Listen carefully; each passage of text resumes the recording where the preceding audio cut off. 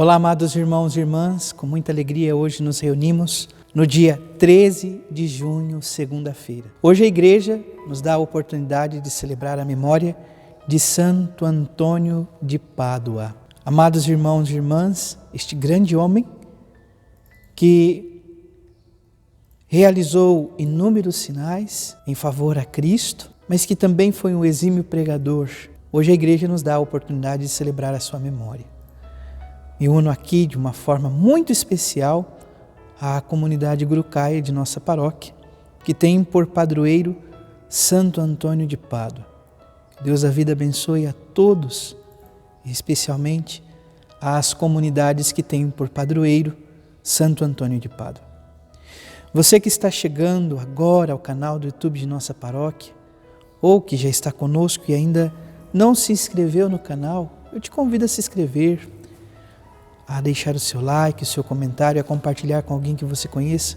Nos ajude, se inscreva para que o canal possa cada vez mais levar a palavra de Deus aos corações de nossos irmãos e irmãs. Cremos e professamos que o Evangelho tem toda a força e o poder de Cristo, por isso é capaz de alcançar os corações. Iniciemos este momento em nome do Pai, do Filho e do Espírito Santo. Amém. A graça e a paz de nosso Senhor Jesus Cristo, o amor do Pai e a comunhão do Espírito Santo esteja sempre convosco. Bendito seja Deus que nos reuniu no amor de Cristo. O Evangelho de hoje, amados irmãos e irmãs, se encontra em São Mateus, capítulo 5, versículos de 38 a 42. O Senhor esteja convosco, Ele está no meio de nós. Proclamação do Evangelho de Jesus Cristo, segundo Mateus. Glória a vós, Senhor. Naquele tempo disse Jesus aos seus discípulos: ouvistes o que foi dito, olho por olho e dente por dente. Eu, porém, vos digo, não enfrenteis quem é malvado. Pelo contrário, se alguém te dar um tapa na face direita, oferece-lhe também a esquerda. Se alguém quiser abrir um processo para tomar a tua túnica, dá-lhe também o manto. Se alguém te forçar a andar 1 quilômetro, caminha 2 com ele. Dá a quem te pedir, e não vires as costas a quem te pede emprestado. Palavra da salvação. Glória a vós, Senhor. Vamos ouvir brevemente o relato da memória de hoje. Fernando nasceu em Lisboa em 1195. Contemporâneo de São Francisco de Assis, depois de uma temporada com os cônegos regulares de Santo Agostinho, optou pela ordem franciscana, adotando o nome de Frei Antônio.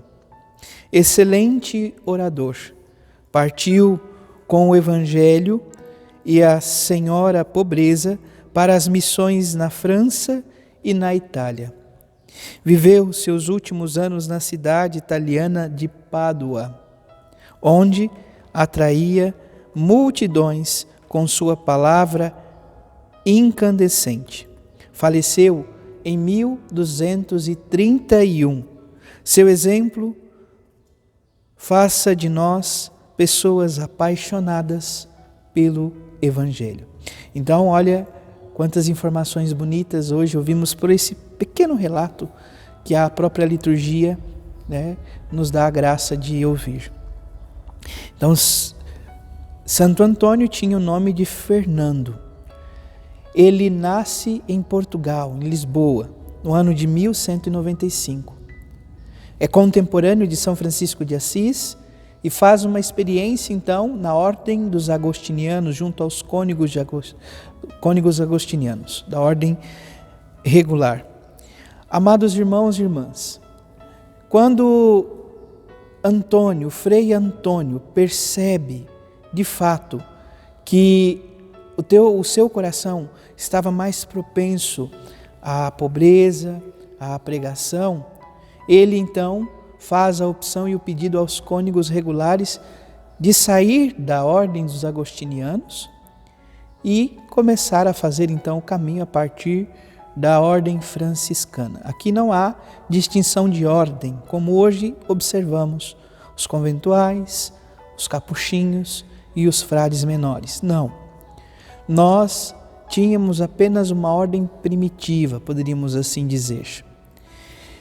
Ele, quando então diz aos seus confrades da ordem regular que vai sair, até os que tinham mais idade que ele, e poderíamos pensar então que de certa forma ele deveria ter um profundo respeito, eles reconheciam em Fernando, naquele contexto, um profundo amor ao próprio Deus e uma sabedoria profunda. Eles não queriam perdê-lo, mas o coração deste pequeno jovem ardia profundamente pela vida, pelo exemplo evangélico de São Francisco de Assis. E ele o faz, sendo então missionário na França e na Itália, estando então nos seus últimos anos de vida em Pádua, do qual hoje nós temos, portanto, esta característica que está associada ao seu nome, Santo Antônio de Pádua. Um detalhe importante que nós podemos observar em Santo Antônio também, ele é tido como santo casamenteiro. E é interessante observar isso um dia após, então, ao dia dos namorados, poderíamos assim dizer, nós nos deparamos com o santo casamenteiro. Mas por quê? Porque Santo Antônio é aquele que realiza, então, o milagre de conceder aos demais a graça do matrimônio. É importante lembrarmos um pouco como isso surgiu. De uma forma muito simples, Frei Antônio, naquele contexto, vivendo então em sua comunidade, uma comunidade que ainda era marcada pelo dote. Então, quando uma família ia entregar a moça a casamento a outra família, então, havia-se o costume de dar o dote. Então, haviam várias mulheres no contexto que tinham um desejo profundo de contrair matrimônio, mas a família não tinha o dote necessário. O que o Frei Antônio fazia? O Frei Antônio começou, de certa maneira, ele sabia um pouco de construção civil, ele começa a pegar alguns ofícios, alguns trabalhos, e começa a construir os muros de alguns lugares, de algumas famílias. Com o dinheiro que ele recebia, ele então ajudava a família daquela moça que às vezes não tinha o dinheiro necessário para o dote, para o casamento. Então, perceba isso, amados irmãos e irmãs. Santo Antônio é padroeiro do casamento, o santo casamenteiro, porque ele ajudava, ele contribuía com a força, com o trabalho, de uma maneira ou de alguma maneira, para que os casais pudessem celebrar o matrimônio. Associado a Santo Antônio, quem tiver a oportunidade de conhecer a história, procurar um pouquinho depois no YouTube também, há inúmeros sinais, há inúmeros momentos profundos, e também os seus escritos são de uma riqueza inigualável, profunda. Uma das palavras de Santo Antônio muito pertinente a respeito da Virgem Maria, uma vez que estamos aqui neste canal que é dedicado à Imaculada Conceição da nossa paróquia, ele dizia então que Deus cria o homem e o coloca em um jardim, o Éden. Mas esse homem, de certa forma, se corrompe. De certa maneira, acaba traindo o Senhor, comendo do fruto proibido. Então, Santo Antônio vai dizer que Deus constitui um novo jardim, um novo paraíso. E ele fala que esse paraíso tem um nome. Se o outro chamava Éden, este agora se chama Maria. E de fato, Maria, a nova Eva, dá a luz, a mãe de Deus e nossa, ao novo Adão. Jesus, o novo Adão, Maria, a nova Eva, constitui esta nova humanidade. Somos colocados nesse jardim, no jardim da salvação, no jardim do amor profundo, no amor que é capaz de dar a própria vida. Jesus, o novo Adão, se dando e imolando como cordeiro. Maria, nossa mãe e mãe de nosso Senhor Jesus Cristo, ou seja, mãe de Deus, dando a sua vida em sacrifício cotidianamente. entregando o seu Filho na cruz. Amados irmãos e irmãs, olhando, portanto, para tantos benefícios que hoje a liturgia nos concede, nós voltamos a olhar para o Evangelho de hoje. O Evangelho de hoje, amados irmãos e irmãs, está então nesse contexto do Sermão da Montanha, capítulo 5, e Jesus está, de certa maneira, aprofundando a lei. É importante lembrarmos que Jesus deixa muito claro: eu não vim abolir a lei nem os profetas. Depois, ele vai refletindo sobre alguns mandamentos e nos convida a refletir esses mandamentos numa ordem interior. Ele tira da prática exterior e traz para a interioridade. De tal forma que ele vai dizer que alguns aspectos, como o ódio, às vezes a cobiça, o olhar impuro, já é, portanto, situações de profundo pecado e desobediência à lei de Deus. Hoje, Jesus toma um princípio mais profundo, uma lei primitiva, algo que remonta e reporta ali, já antes de ter um decálogo formado, poderíamos assim dizer. Aquilo que nós conhecemos como a lei de talião, olho por olho, dente por dente. Aquilo que alguém realiza de mal a mim, eu posso retribuir na mesma intensidade.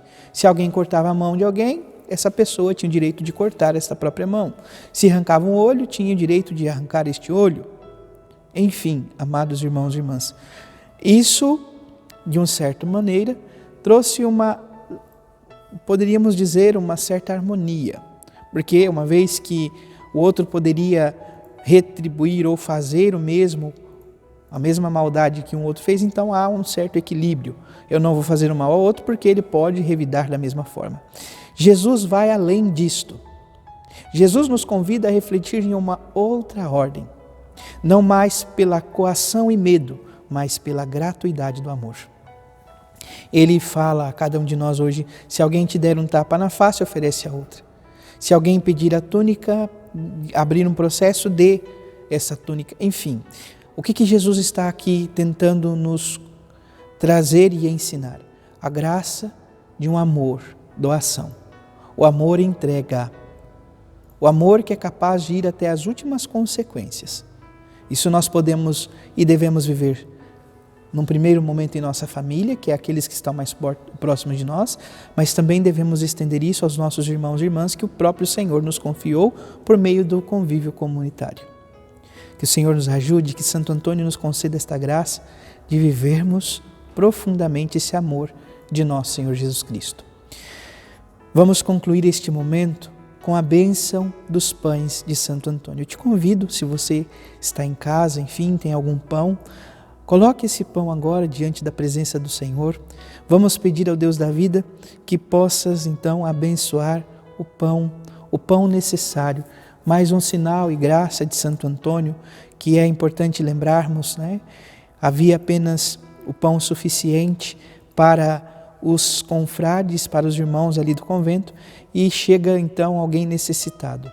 Santo Antônio não pensa duas vezes, ele toma aquele pão e entrega para então aquele que é necessitado. Um outro irmão fica meio indignado: Antônio, era o último pão, o que nós vamos fazer?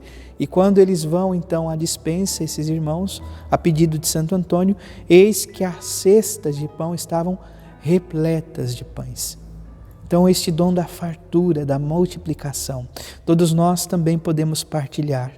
Nunca irá faltar, com toda certeza, Deus há de multiplicar o pão cotidiano e necessário em nossas vidas.